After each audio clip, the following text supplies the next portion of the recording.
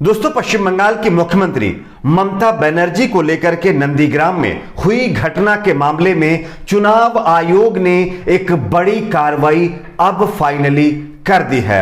आप सभी जानते होंगे, इससे पहले चुनाव आयोग ने जो रिपोर्ट पुलिस से ली थी और पुलिस ने जो रिपोर्ट सबमिट की थी उसमें यह बताया गया था कि ममता बनर्जी के साथ किसी तरह की कोई घटना या फिर जानबूझकर ऐसा नहीं किया गया था, वो सिर्फ एक हादसा था। लेकिन अब चुनाव आयोग ने एक और बड़ी कार्रवाई की है जिसकी जानकारी हम आपको देने जा रहे हैं। साथ ही साथ दूसरी एक और बड़ी खबर है, वो ये है बैंकों के निजीकरण मामले पर आरएसएस और बीजेपी आपस में टकरा गए हैं।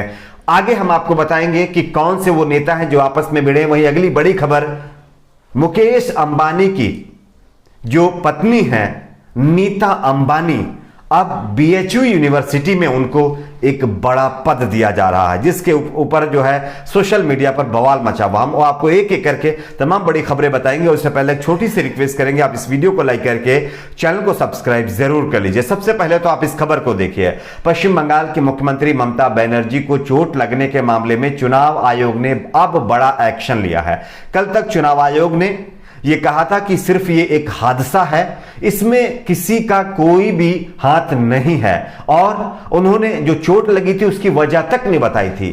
खैर, इसको लेकर के बहुत सारे लोग सवाल भी खड़े कर रहे थे, लेकिन अब इलेक्शन कमीशन ऑफ इंडिया की तरफ से फाइनली एक्शन लिया गया है। केंद्रीय चुनाव आयोग ने सेक्रेटरी की रिपोर्ट आने के बाद आईपीएस विवेक सहाय और डायरेक्टर सिक्योरिटी को उनके पद से जो है तत्काल प्रभाव से हटा दिया है। चुनाव आयोग ने कहा है कि राज्य के चीफ सेक्रेटरी डीजीपी के साथ बातचीत करें और जल्द से जल्द नए डायरेक्टर सिक्योरिटी की नियुक्ति करें। यह बात यानी जो चुनाव आयोग है उन्होंने कही है। केंद्रीय चुनाव आयोग ने आगे कहा है कि उनके ऊपर जिम्मेदारी थी कि वो जेड प्लस सुरक्षा प्रोटेक्शन की सुरक्षा प्रदान करें और इसका ध्यान दें, लेकिन उसमें चूक हुई है। लिहाजा उनके खिलाफ यानी कि जो आईपीएस विवेक सहाय हैं उनके खिलाफ जांच की जाएगी।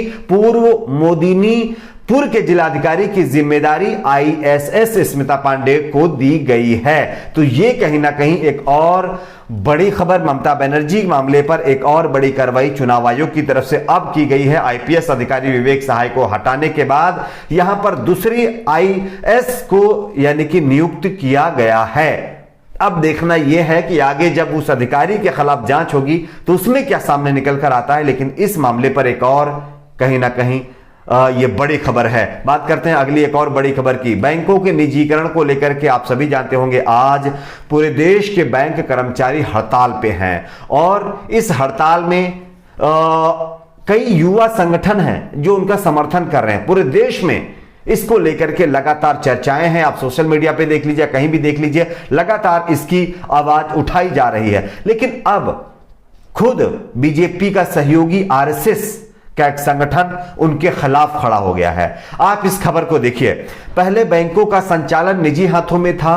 पूर्व प्रधानमंत्री इंदिरा गांधी ने मुनाफा कमाकर अपने सेठों की तिजोरी भरने वाले बैंकों का राष्ट्रीयकरण कर दिया।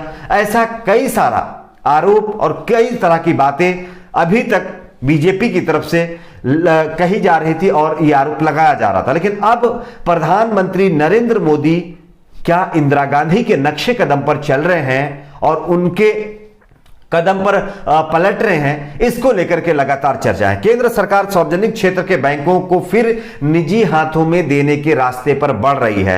इसको लेकर के बैंक कर्मचारी हड़ताल पर है। प्रधानमंत्री नरेंद्र मोदी ने कहा है कि सरकार का काम व्यवसाय करना नहीं है।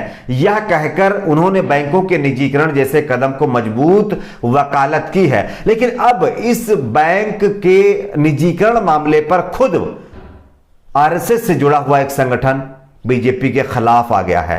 बताया जा रहा है कि बातचीत में स्वदेशी जागरण मंच के राष्ट्रीय सह संयोजक अश्वनी महाजन भी सरकार के इस निर्णय का विरोध कर रहे हैं। महाजन कहते हैं कि यह किसी भी तरह से अच्छा नहीं है। जिस तरह से बैंकों का निजीकरण हो या कई और सारी चीजों का निजीकरण हो, यह बिल्कुल भी ठीक नहीं है। और अब संघ के स्वदेशी समर्थकों को भी यह कदम, जो कि मोदी सरकार का बिल्कुल भा नहीं रहा है, जिसके चलते वो भी अब जो है सड़कों पर हैं और सरकार के खिलाफ विरोध कर रहे हैं। तो कहीं ना कहीं अब संघ को समझ में आ रहा है कि निजीकरण अगर आगे बढ़ता जाएगा तो किस तरह से लोगों का नुकसान होगा।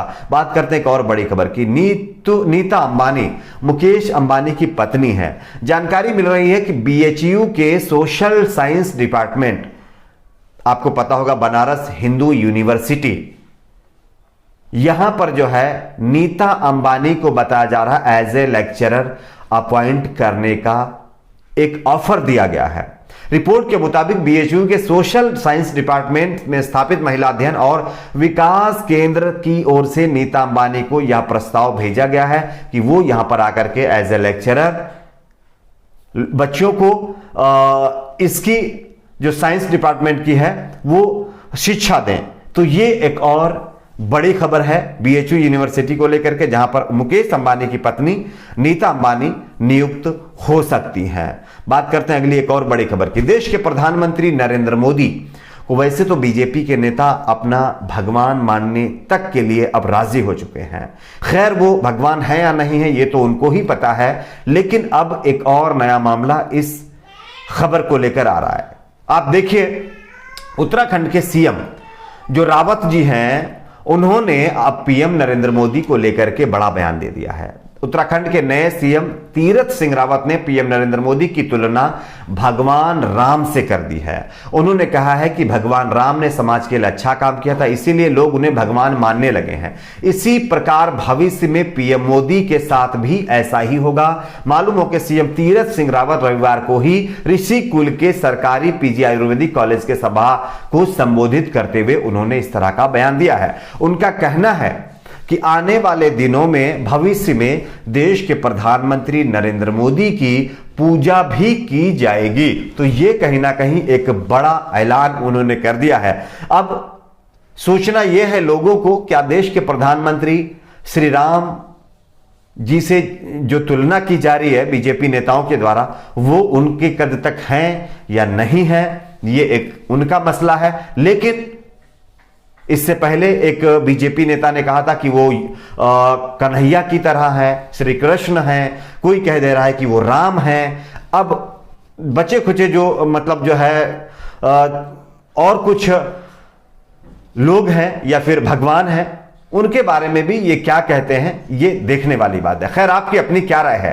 क्या आपको लगता है कि पीएम नरेंद्र मोदी जी की तुलना राम जी से करना ठीक है? नीचे कमेंट बॉक्स में अपनी राय को जरूर शेयर करिए। वीडियो को लाइक, चैनल को सब्सक्राइब जरूर करें। मुझे उम्मीद है आप सभी लोग वीडियो को लाइक, शेयर, चैनल को सब्सक्राइब जरूर करेंगे। ठीक है, इसी तरह की और खबरों को देखने के लिए देखते रहिए ऑनलाइन जानकारी न्यूज चैनल को।